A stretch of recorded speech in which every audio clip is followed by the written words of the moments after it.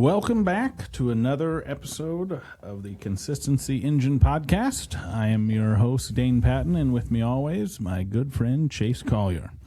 So I'm going to change it up on this episode, but tell me a little bit about some exciting news you shared with me today, Dane. Wow. There's probably a few exciting things that I could share.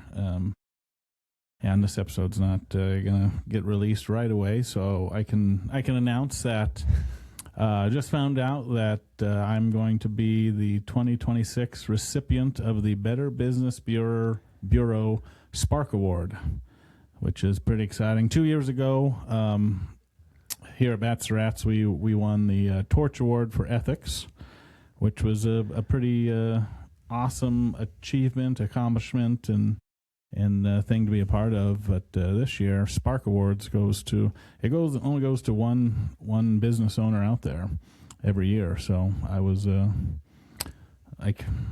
always just so grateful for everything that happens. Like anytime that there's like some new opportunity that comes up, or new sort of accomplishment or achievement, like I'm just so grateful because I didn't get here by myself.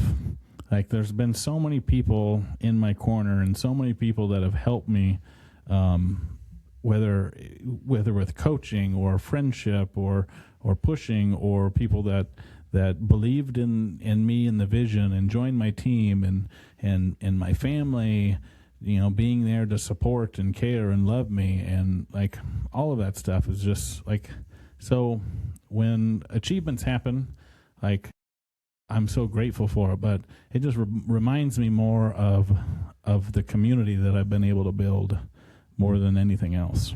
Congratulations. That's an awesome accomplishment. Yeah, so I'm pretty excited. The ceremony, the award ceremony, is in September, so I'll probably be posting and talking about that more on my social medias to come. So if anybody wants to come watch me get a new award, that would be cool. A new trophy. Yeah, a new trophy, but it.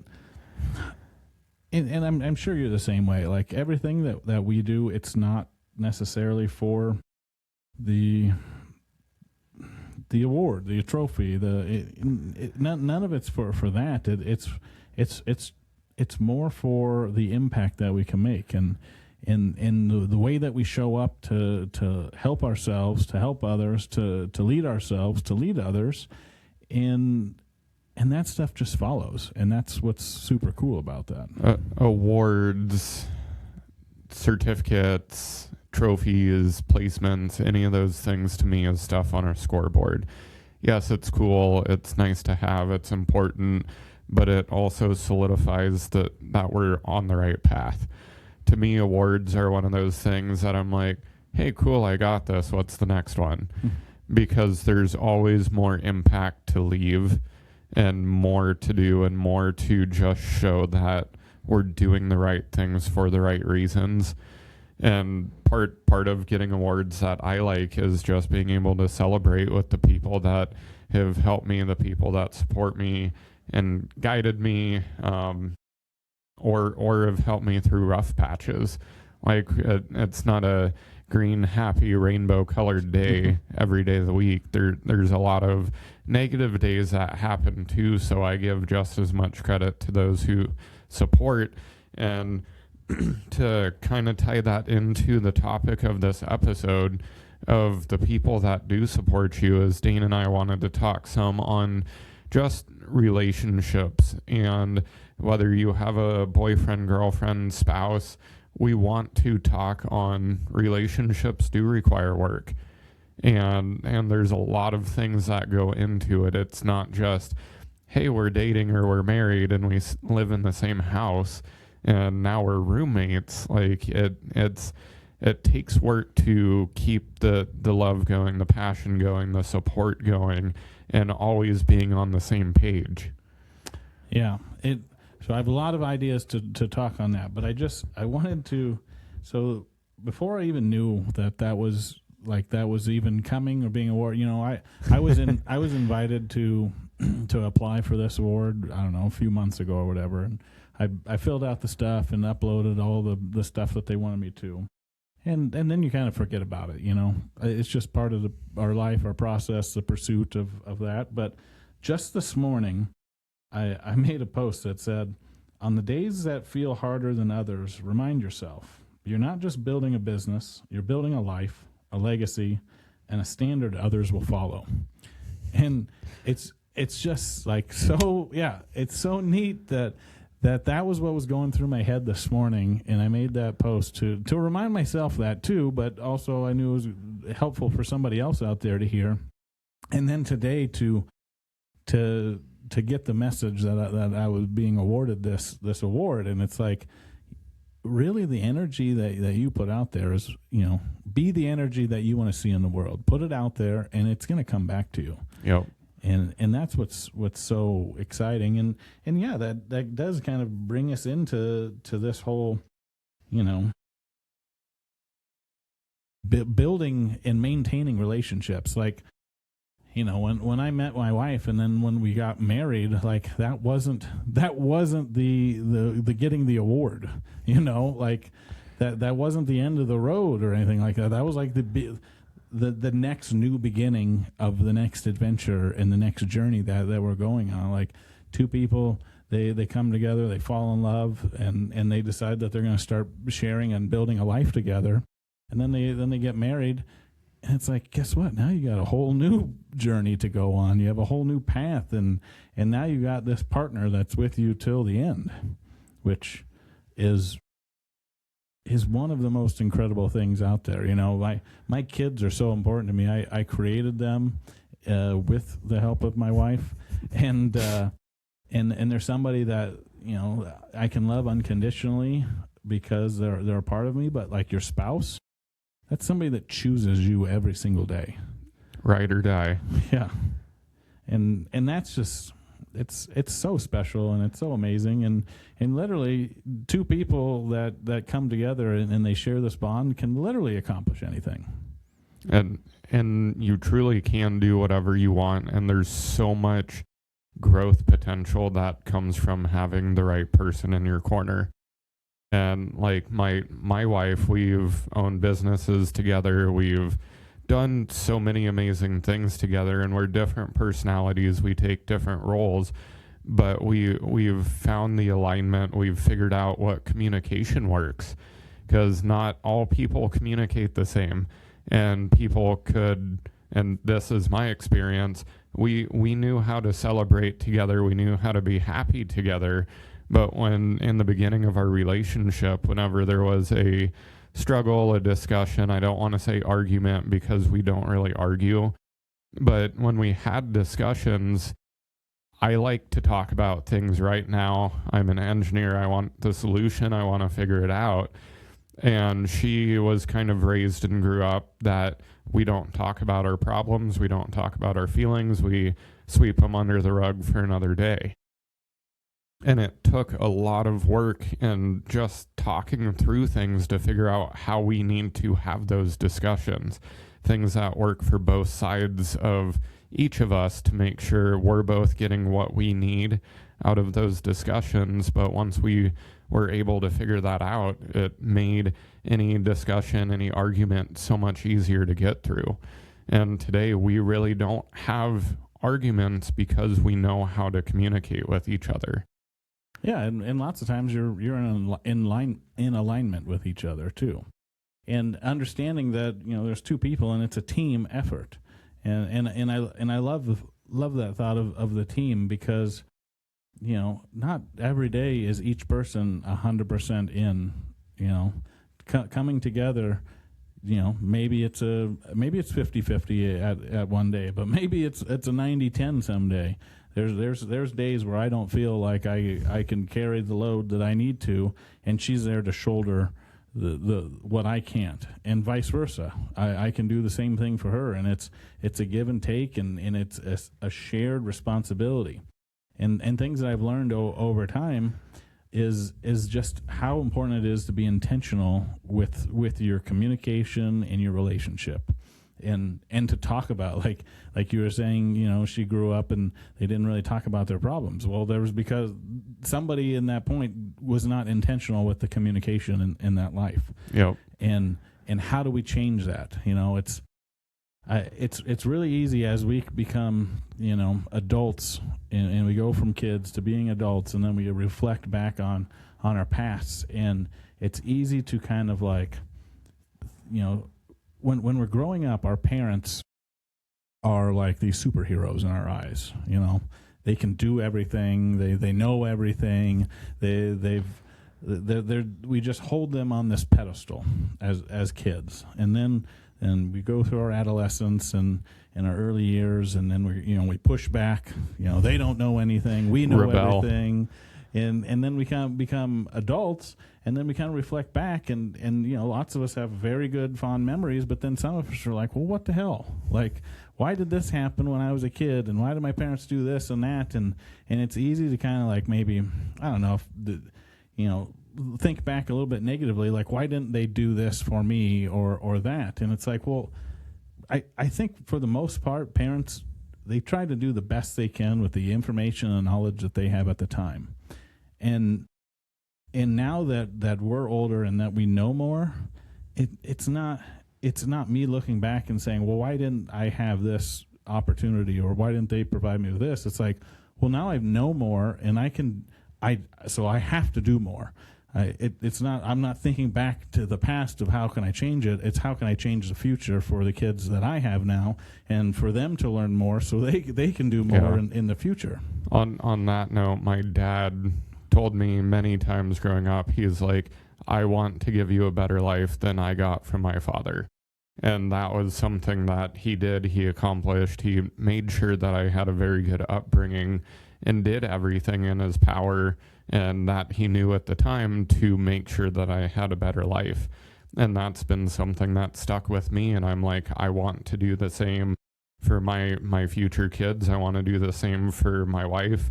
And like that piece is going to be something that I hold close, because we want to continuously improve. It shouldn't be, this is how I was treated, so this is how I'm going to treat my kids or my spouse. It should always be trying to be a little bit better than the last generation, because we're supposed to adapt and evolve. And on your comment of alignment, it's so important, but the piece I wanted to hit on was balance. I always talk, I want alignment, I don't want balance, because alignment is truly aligned through ups, downs, in-betweens, and balance is it needs to be 50-50 all of the time. And that's one thing in our relationship as well, is that if I'm at 20% today, she's going to be at 80%. If she's at 20, I'm going to be 80. And it's not a matter of, at the end of the day, well, I did this, this, and this. Why didn't you do your part of it? Like that is not our relationship, because we know there's alignment, and we know, just like in business and business partners, people are good at different things. And people have given me and my wife a lot of crap because she does the outside work. Since we've owned a house, she's mowed 90% of the time. She does the gardening. She does a lot of the outdoor work. And one, she enjoys it. And two, she's like, Chase's time is better spent on business. So when you have somebody that can do those things, whether it's sacrificing their time or energy to do things that they're good at, or you can't spend the time doing, that is a very strong thing to have in a partner. Yeah, it's and I think about that sometimes, like when I see couples that bicker about stuff like that, it's like they're thinking of a scoreboard. Like, wow, the score is this, it's 21-7, and what are you doing to like that's terrible communication. It's a terrible way to look at things. It's frustrating, because so much can happen when we do communicate properly, and we're honest and we're authentic, and we're not worried about this person's going to judge me for whatever I'm going to say or do or think or whatever, and because there's total acceptance there. And you need to start having some kids so they can mow the yard for you. Yes. And on the kind of bickering side or the scoreboard piece that you mentioned is when and this is all my experience. We are not marriage counselors, but each party should have some sort of expectation or duties of what they should uphold in the household and business, work-life finances, but there doesn't need to be the you did this, I need to do this, and back and forth piece. In a true relationship, you should be giving without expectation. Because, like looking back at high school and college when we dated, it was like, oh, I brought you flowers or I took you on this nice date. Now you owe me something.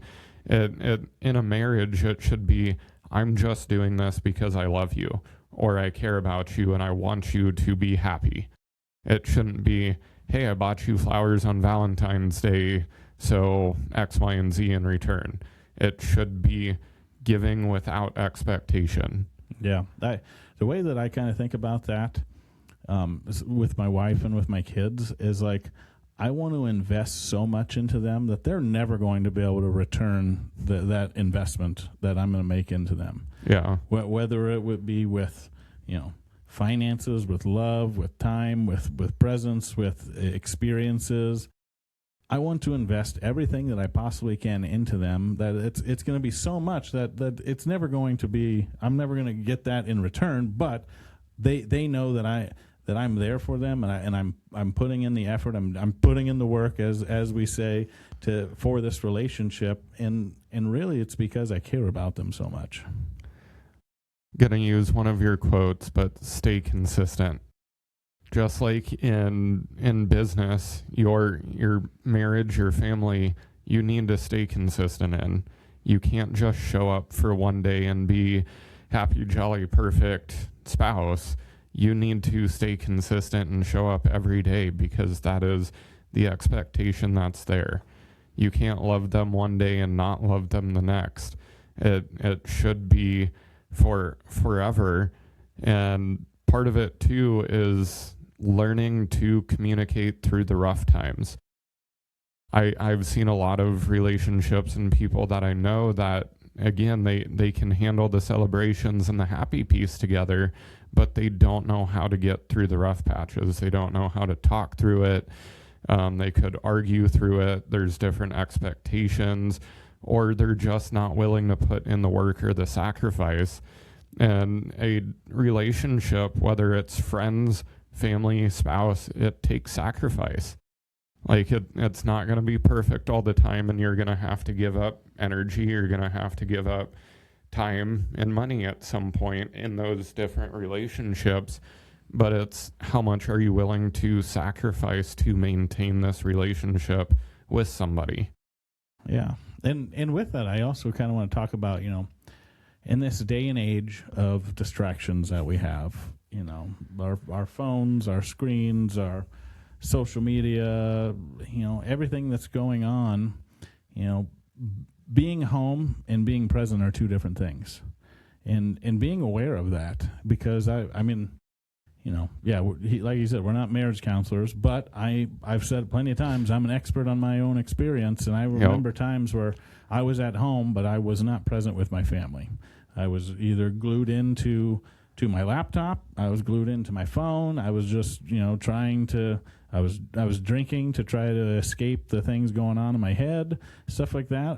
I wasn't present with the people that mattered the most to me, and I would make an excuse or tell myself, well, I'm at home, so this is what matters. So you can relax, so you don't have to do anything. Yeah, and it's two different things. Like being engaged. I know on an episode before I talked about being grateful to go on those bike rides with my son, and that was me being present and me being actively involved in what was going on, not sitting on the sidelines drinking beers while they're out playing the games and doing that kind of stuff. Like so take that get that awareness and say, okay, well, am I home, and am I actually engaging with these people? Am I communicating with them? Am I interested in what they are doing? We're having conversations about things that are important to them? Am I not just the one dominating the conversation and never listening to anything that they have to talk about, or what's been going on in their world? Or are we asking questions? I equate it to sales a little bit. Like when you go into a sales meeting, the 80-20 rule. You should talk 20% of the time. They should be talking 80%. You should be asking questions to elicit the answers that they want to give you. Same thing goes in that relationship. Ask the questions, learn, listen, be present. People want to be heard in general, and that includes everybody in your family. One thing I wanted to relate to this is time blocking. Time blocking for your family is just as important as time blocking in your business. Do you have date night? Do you have kids' game nights and stuff in your calendars? Do you have time for discussions with your partner or spouse in your calendars? And one of the things, I know some people won't like this, but we don't have a TV in our bedroom. We try and limit the time that we have on TV, and if there's a day that we really haven't seen each other, we always eat supper at the dinner table. Sometimes TV is on, but if we're ever not able to talk or communicate throughout the day, we'll sit down at the dinner table and talk for an hour and just discuss what's going on. Does anything need done? How can we help each other? Is there any planning we need to do? But having some of that time set out is just as important as the time in your business, the time in fitness. Because if you don't plan to have any of those discussions with your partner, they're not going to get had. And then the problems that could be there are just going to get bigger. Yeah, avoidance creates resentment. And I think in another, I remember back to Scaling Success, I talked about, unspoken expectations leads to premeditated resentments, and that's true in business. That's true in life and your family, all that kind of stuff. If you avoid something, it's going to create some sort of a resentment. So we've talked plenty of times about doing the work. Sometimes doing the work is having that hard conversation, and be willing to listen to somebody tell you something that somebody that you love tell you something that you don't want to hear. And that's difficult. Yes. It's hard to do, but it's worth it if you are aligned with this person and you guys have created this vision, and sometimes you just need to hear what they have to say to you. And if someone loves you wholeheartedly and selflessly, like they truly love you, don't get upset when they give you constructive criticism, because there's stuff that all of us can work on all of the time. And if somebody doesn't say it to us, it's probably not going to get worked on. But the people closest to us and that we love the most are the ones that should be able to have those conversations with us. So when somebody does ask you a difficult question, how are you going to react? Because that's one thing that does take some learning and some patience on. Just stay calm and collected. Don't take it as an attack. Take it as something to build on that makes your marriage or relationship even better. Yeah, I have just a little story that I want to that you started talking there, and it kind of reminded me, back when I was the obese version of myself years ago, and I was drinking a lot. I remember sitting at down at the rail yard, sitting there with my wife, sitting outside. I don't know, we were waiting to go to a concert or something like that. And I'd probably had quite a few to drink before the concert. And she brought up my weight and my drinking to me. And I didn't want to hear about it. So I made like every excuse I could make. Oh, I'm fine and this and that. Even though deep down I had those same thoughts, I didn't want to accept that yet. And she wants what's best for me. She loves me unconditionally, so she loved me when at my biggest, and she loves me now. But she could recognize that I was going down this path that I probably, but I wasn't in a place where I could be honest with myself, even though she was saying that. Who did it take? It took my 4-year-old son, Frank, to tell me on the Father's Day note that his dad was 400 pounds and his favorite thing to do was chug beers. That was what took me to start making the changes. And it's those people that love you, that see your potential, to see the greatness inside of you, to wake you up. And that stuff was hard to hear, and it took me a while to put those words into action. But they were the right words that I needed to hear. It needed to click inside my head. Sometimes it's as little as a reminder. It shouldn't be something that we're hound about every day, or you hounding somebody else about, but just little reminders. Because if you love somebody unconditionally, it may not be the first time and it may not be the 10th time you say something, but just showing that you care and love them unconditionally, at some point when the light bulb clicks, you can't do it for them.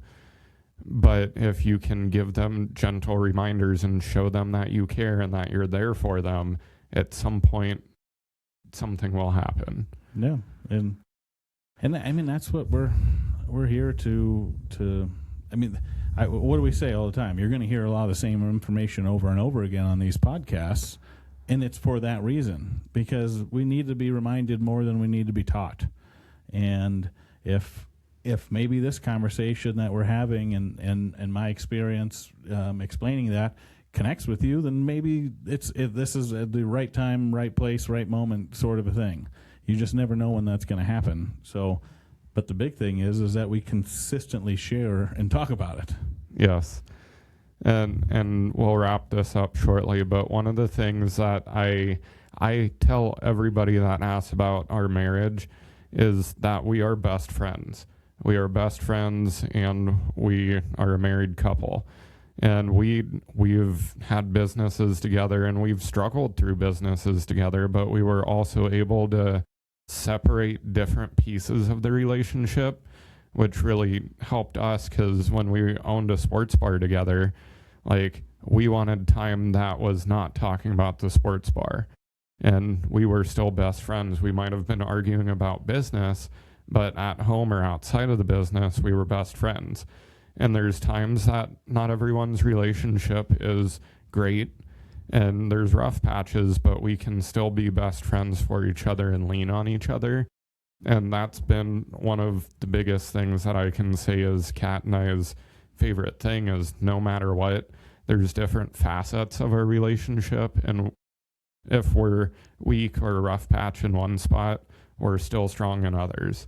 And if you can find kind of that solid foundation to build off of, like we talk about in business, Yeah. it is the same thing for your relationship. And whether Dane and I are celebrating a win, or we're at home with our tails between our legs because business was terrible, like, my wife is somebody who will make sure that I have what I need and I'm comforted. And she's my biggest cheerleader, but she's also there to counsel me when I'm in one of those rough patches. Yeah. My wife, she knows, like, she knows most of the time I'm always going to be there, but there is times where there's things going on and I kind of, internalize and kind of isolate a lot of times. And she knows that she just needs to give me some space, because I'm going to work through whatever I got to work through, and I'm always coming back to her.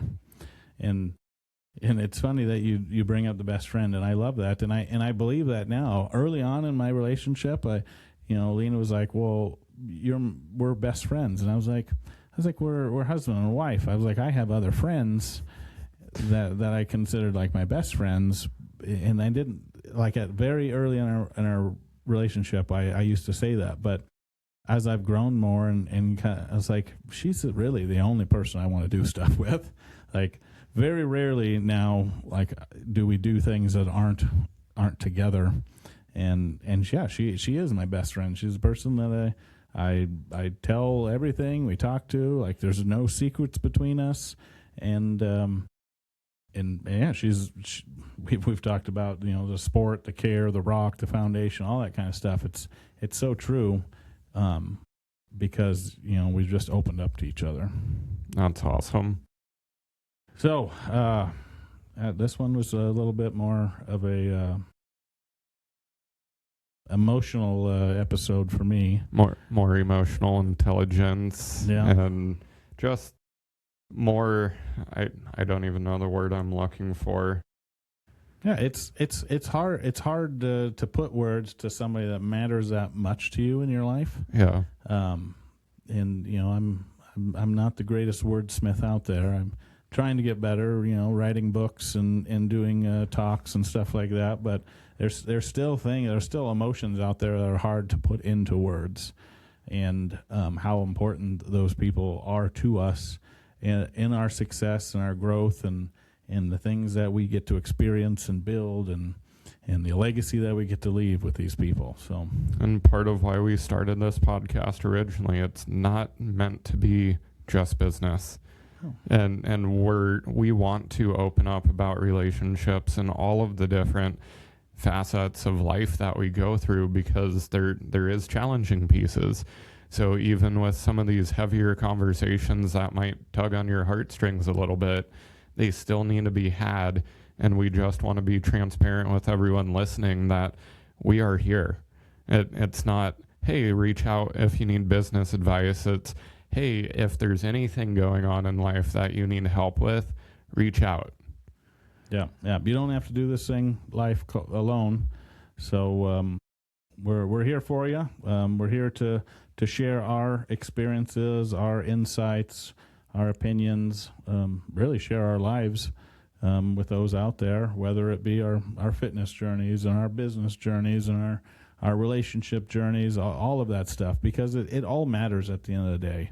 I was talking last week, and I said at the end of the day, connection is what matters. And I think I heard somebody tell me about how connection helps eliminate addiction. And I was like, man, that's so true. Like, so many times I remember when because I have an addictive personality, and I get drawn to different things and get sucked into stuff. And it's like, well, that's usually because I wasn't connected with somebody else at that time. And I wasn't sharing my gratitude for those people or what's going on in my life, and kind of did this isolation thing and stuff like that. And I'm still working on that every day. We're like I've said, work in progress. But the more we talk about, the more we open up, the more authentic we can be with each other. I think it's going to make a stronger community. Yeah. Well, thank you everyone for listening to yet another episode. This is the Consistency Engine podcast. We'll see you soon. Engineer it and stay consistent.